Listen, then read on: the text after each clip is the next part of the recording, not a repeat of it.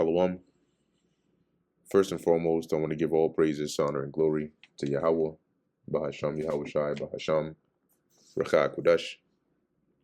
Double honors to the elders and the apostles of Great Millstone, and peace and blessings to the elect.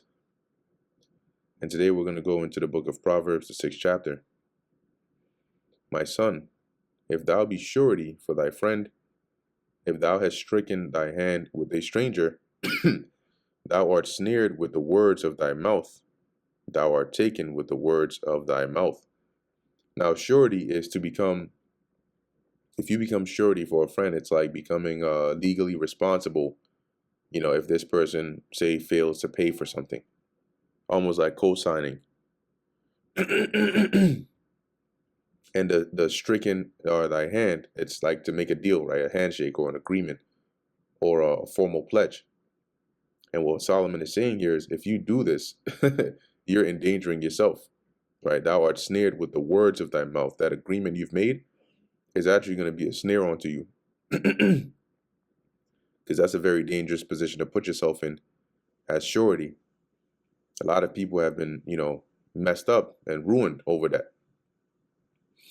Verse 3, do this now, my son, and deliver thyself. When thou art come into the hand of thy friend, go, humble thyself, and make sure thy friend. Okay, meaning that if you end up doing something like this, go speak to them and get yourself out of it. All right. NLT says, follow my advice and save yourself, for you have placed yourself at your friend's mercy. Now swallow your pride, go and beg to have your name erased. Take yourself out of that. Don't go and put yourself in that situation, because you'll be one day trying to do your own thing and find out now your credit is ruined. Verse 4 says, give not sleep to thine eyes, nor slumber to thine eyelids.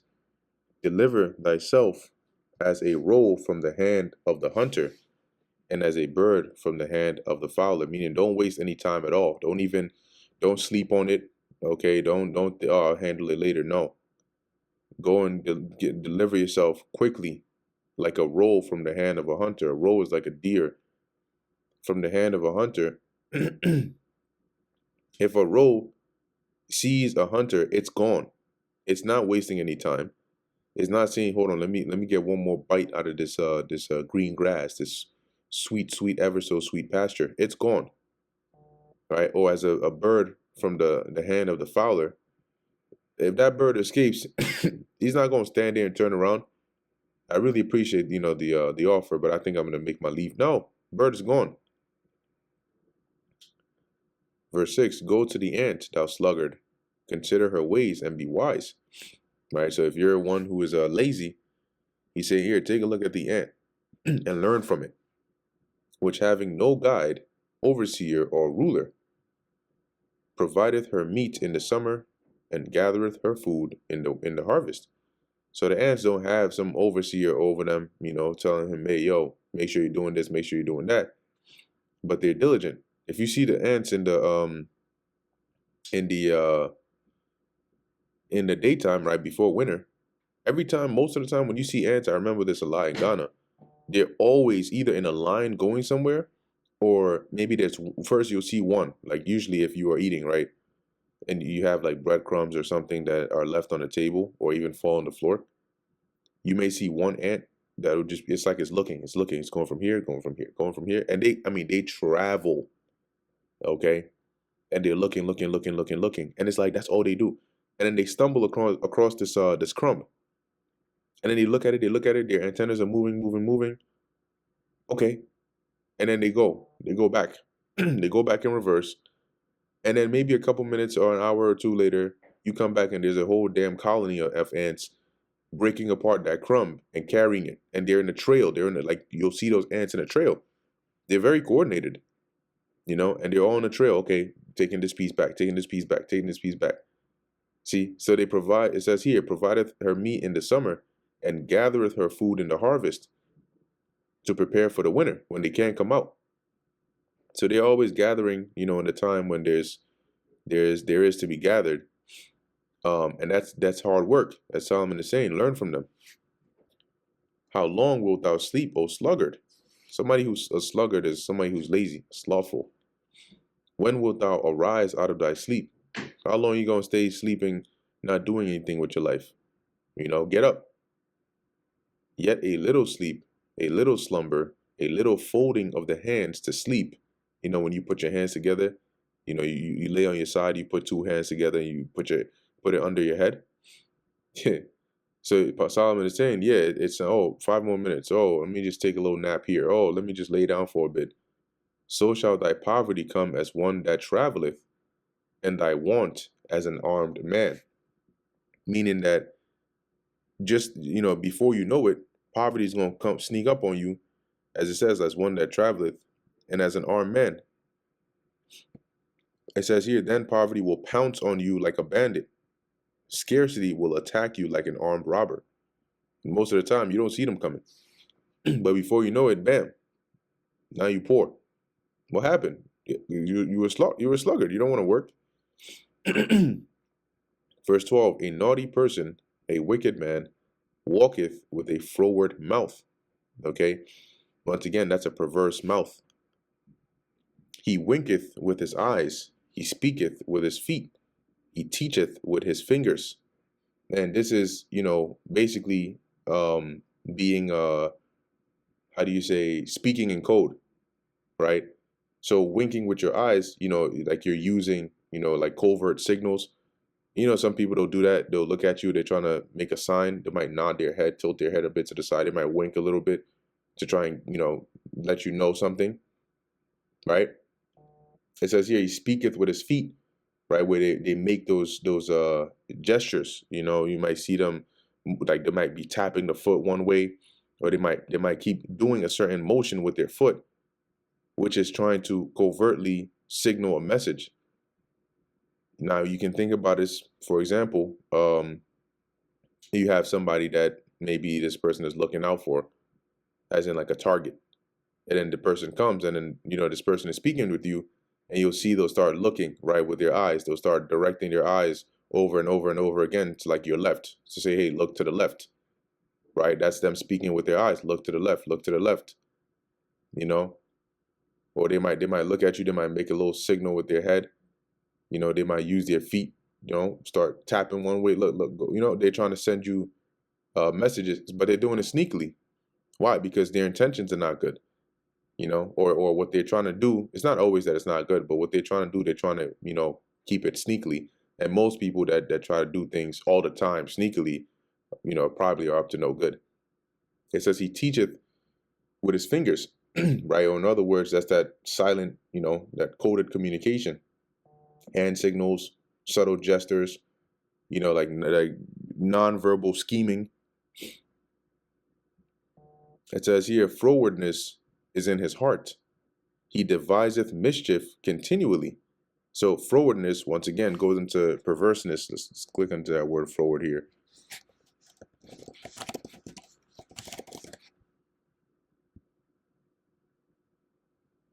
It says difficult to deal with, contrary.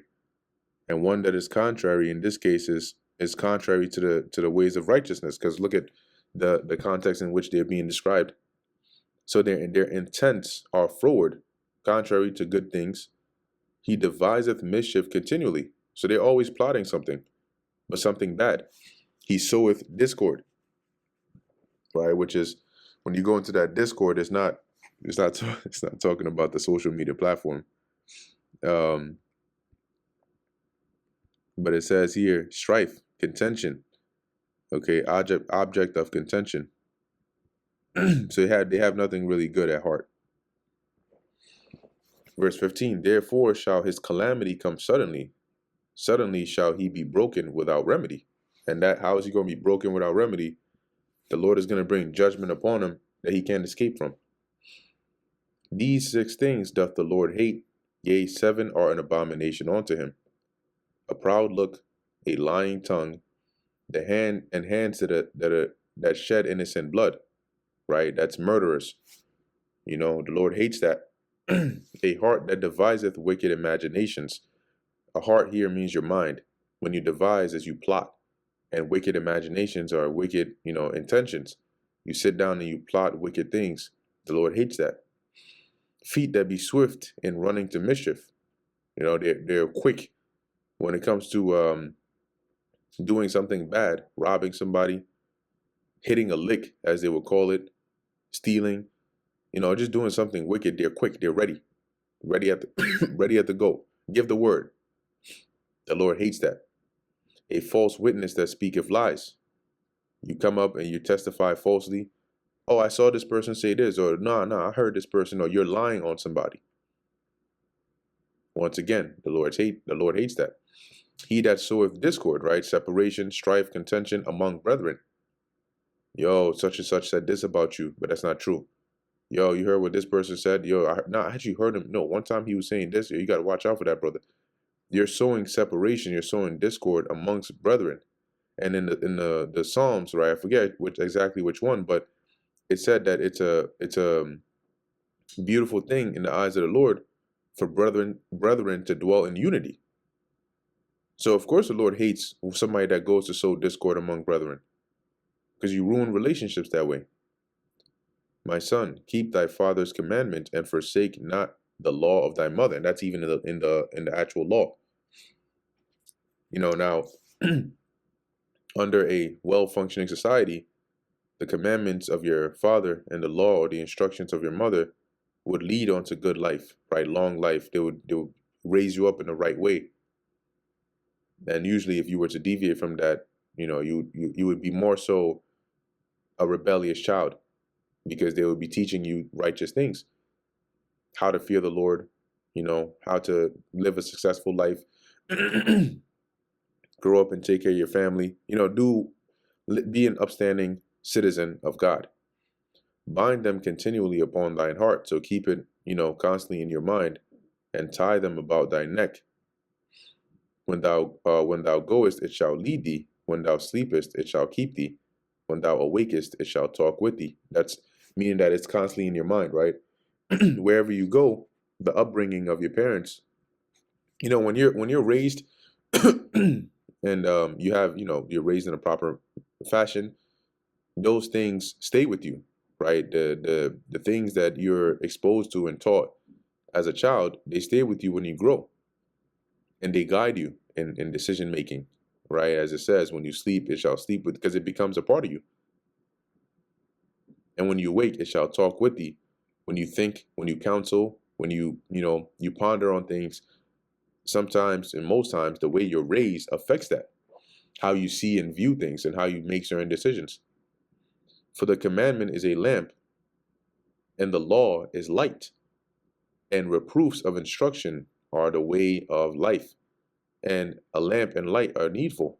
They help you steer in a dark place, so you don't stumble and you don't fall. Because you might not know it, but you may be about to fall down, a dangerous path.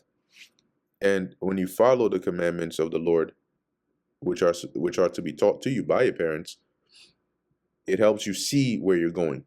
Oh, don't step over there. There's something dangerous on the floor. No, don't fall. Don't go over there. You're gonna bump into this and cause this to fall down, and and do all of that. So that's why it's likened onto a light and a lamp. And reproofs, which are correction, are of instructions, are the way of life. Because if you're never corrected from your wrongdoings as a child, eventually you're gonna grow up with it, and it may start with stealing small things, to becoming a armed robber, or a murderer, or stealing bigger things in your older life that can lead you to an early demise. So being corrected is the way of life. It keeps you, it gives you longevity of life, to keep thee from the evil woman. So similar to the 5th chapter, who is the evil woman?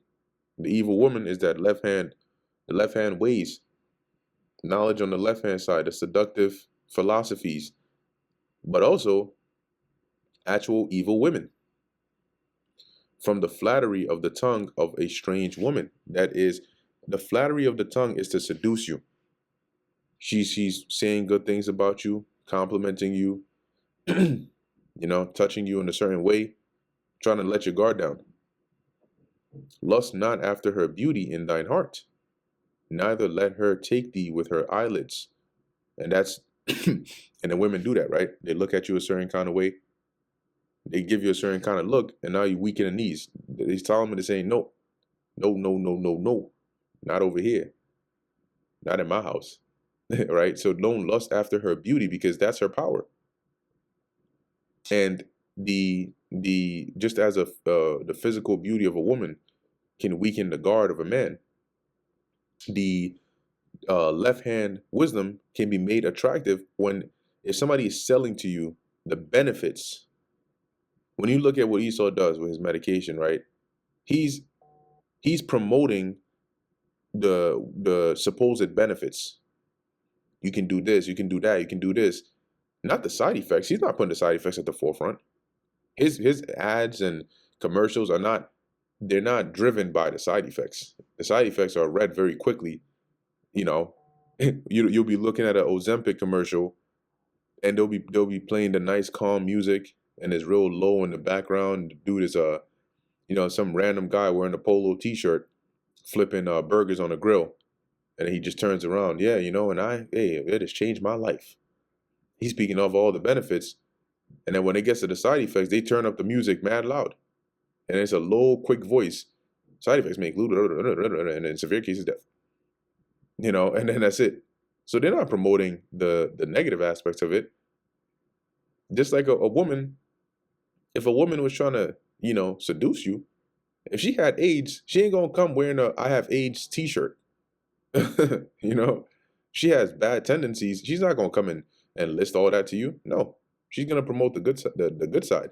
She's gonna dress in a provocative manner or in a way that draws out her beauty.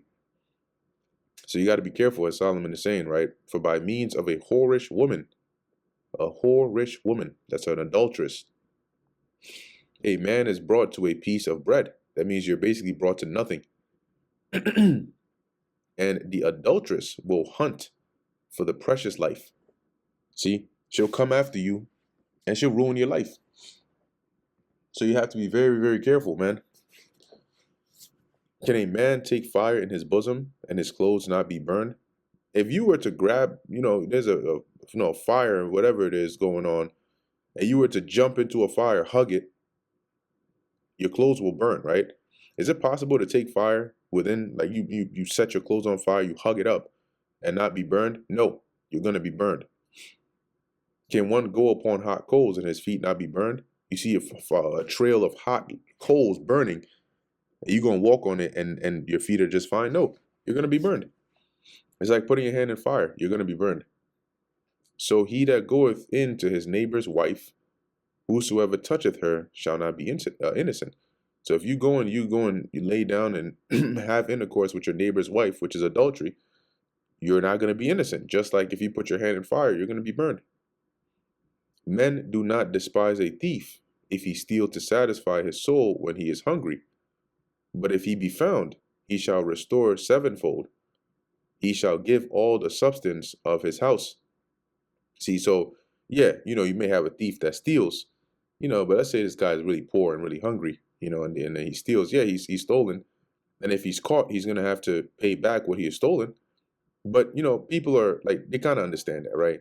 Yeah, you got to do, hey, man, it's unfortunate that you're in this situation. And I know you were trying to do what you got to do, but, you still stolen, so you got to pay for it, right? But so they can understand that.